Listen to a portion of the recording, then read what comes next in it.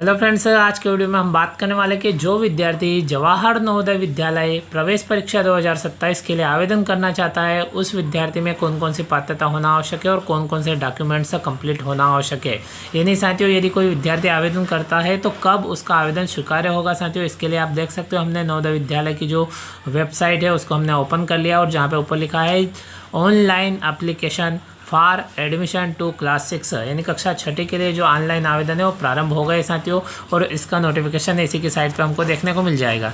Screen को थोड़ा ऊपर कर लेते तो आप देखेंगे साथियों, यहाँ पे जो कैंडिडेट कार्ड लिखा हुआ है इसमें पहले ही नंबर पे लिंक दी गई है कि click here to registration for class 6 JNVST 2027-28, यानी 27-28 के लिए जवाहर नवोदय विद्यालय प्रवेश परीक्षा के लिए आवेदन करना। उसके लिए साथियों हम यहाँ पे क्लिक कर सकते हैं। तो साथियों यहाँ पे हमने क्लिक किया, जैसे ही क्लिक करेंगे तो अगला पेज हमारे सामने ओपन हो जाएगा, जहाँ पे हमको महत्वपूर्ण तारीखें दिखाई देगी। यानी लेफ्ट साइड में हम देखेंगे तो पहले ही नंबर पे हमको देखने को मिल जाएगा कि इम्पोर्टेंट डेट्स, और यहाँ पे पहले नंबर पे लिखा हुआ है लास्ट डेट टू अप्लाई, यानी आवेदन की जो अंतिम तारीख है वो 31 जुलाई 2026 है। और इस प्रकार से एग्ज़ाम डेट की बात करें तो नंबर 3 पे आप देख सकते हो कि 28/11/2026, यानी 28 नवंबर 2026 को एग्ज़ाम होना इसमें संभावित बताया गया है। अब बात कर लेते हैं कि एप्लीकेशन फिल करने के लिए क्या क्या पात्रता होना है आवश्यक है। तो यहाँ पे अनिवार्य घोषणा लिखी हुई है, इसमें आपको एलिजिबिलिटी दिख जाएगी, यानी जो पात्रता है वो दिख जाएगी, कौन कौन सी पात्रता होना आवश्यक है।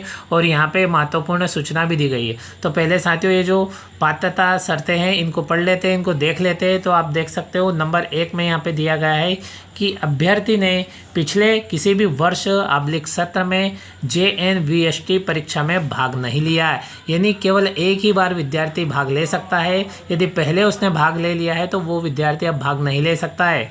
नंबर 2 की बात करें, अभ्यर्थी कक्षा 4 से यानी कक्षा 4 से प्रोन्नत होकर 31 जुलाई 2026 को या उससे पूर्व किसी मान्यता प्राप्त स्कूल में कक्षा 5वीं में विधिवत रूप से प्रवेशित हुआ है, यानी 31 जुलाई से पहले वो कक्षा 5वीं में प्रवेशित हो गया है और वर्तमान में अध्ययनरत है तो ही वो आवेदन कर सकता है।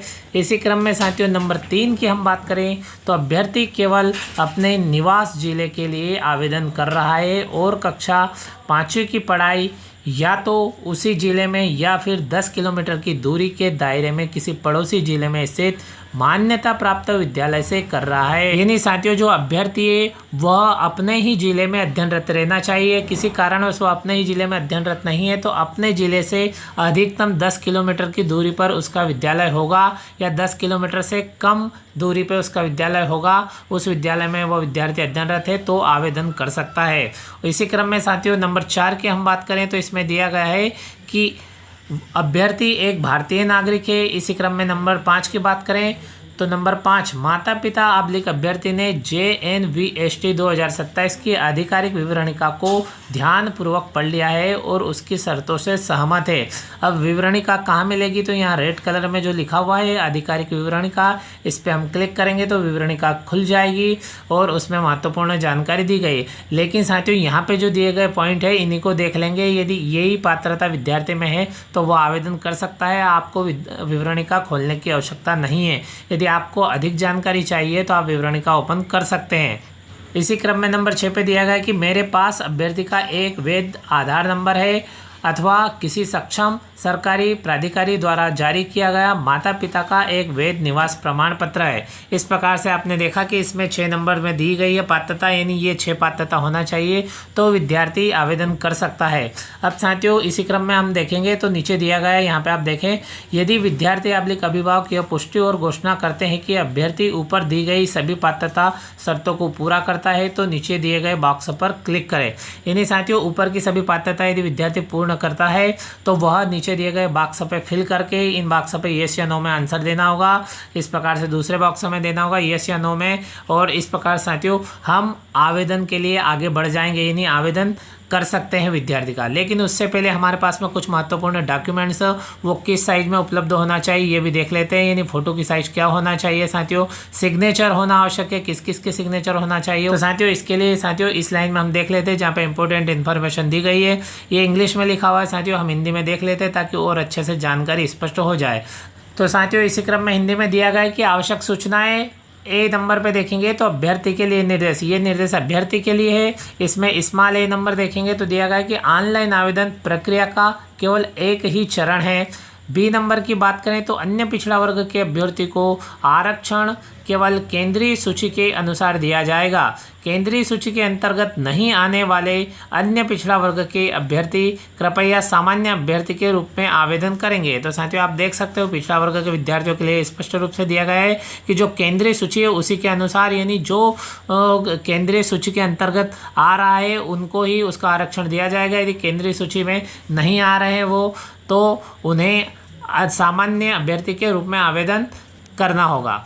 इसी क्रम में नंबर सी की बात करें तो आवेदन प्रारंभ करने से पहले कृपया निम्नानुसार छाया प्रति तैयार रखें। कौन कौन सी छाया प्रति, तो आप देख सकते हो नंबर 1 दिया है सी में, अभ्यर्थी के हस्ताक्षर, हस्ताक्षर की इमेज का आकार 10 से 100 KB के बीच होना चाहिए। इसी प्रकार से पिता के हस्ताक्षर यानी उनके सिग्नेचर की इमेज का आकार भी 10 से 100 KB के बीच होना चाहिए, तो ही आवेदन में सिग्नेचर को एक्सेप्ट किया जाएगा। नंबर 3, अभ्यर्थी का फोटोग्राफ और उस फोटो का आकार 10 से 100 KB के बीच होना चाहिए।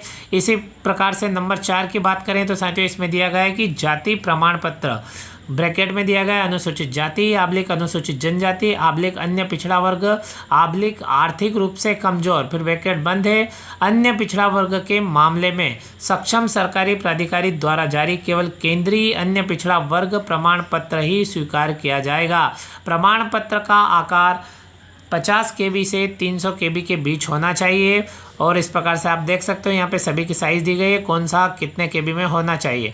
इसी क्रम में नंबर 4 की बात करें तो यदि विद्यार्थी के पास में आधार संख्या नहीं है तो सक्षम सरकारी प्राधिकारी द्वारा जारी माता पिता का निवास प्रमाण पत्र, यानी साथियों किसी कारणवश उसके पास में आधार संख्या नहीं है, आधार कार्ड नहीं है, तो सक्षम अधिकारी द्वारा जारी माता या पिता का निवास प्रमाण पत्र मान्य होगा। और इस प्रकार से लास्ट में देखेंगे तो बी नंबर दिया है, अधिक जानकारी के लिए कृपया विवरणिका देखें। तो साथियों विवरणिका कहाँ जाके आपको ओपन करना है, तो साथियों यहीं पे हमने देख लिया था साथियों, बीच वाले कॉलम में जो रेड कलर में लिखा हुआ आधिकारिक विवरणिका, यहाँ जा करके आप विवरणिका चाहे तो देख सकते हैं साथियों। इस प्रकार साथियों हमने इस वीडियो में देखा कि जो पात्रता है वो पात्रता यहाँ पे 6 बिंदुओं में दी गई है, और यदि अनिवार्य पात्रता पूरी करता है विद्यार्थी तो जवाहर नवोदय विद्यालय प्रवेश परीक्षा 2027-28 के लिए विद्यार्थी आवेदन कर सकता है। और जो अपने डॉक्यूमेंट्स है तथा सिग्नेचर की इमेज है वो किस साइज़ में रखना है, यानी उनकी जो साइज़ है वो कितनी रखना है, कितने KB में रखना है, इस प्रकार संपूर्ण जानकारी देखी। और 31 जुलाई 2026 लास्ट डेट है और आवेदन प्रारंभ हो गए, इसलिए विद्यार्थी शीघ्र से शीघ्र ऑनलाइन आवेदन कर सकते हैं। ऑनलाइन आवेदन किस प्रकार से करना है, फॉर्म को फिलअप किस प्रकार से करना है अपने मोबाइल द्वारा साथियों, इसकी जानकारी हम आगामी वीडियो के में देखने वाले साथियों। इसी प्रकार की महत्वपूर्ण जानकारी और न्यू अपडेट के साथ में अगले वीडियो में फिर मिलते हैं। Thank you friends.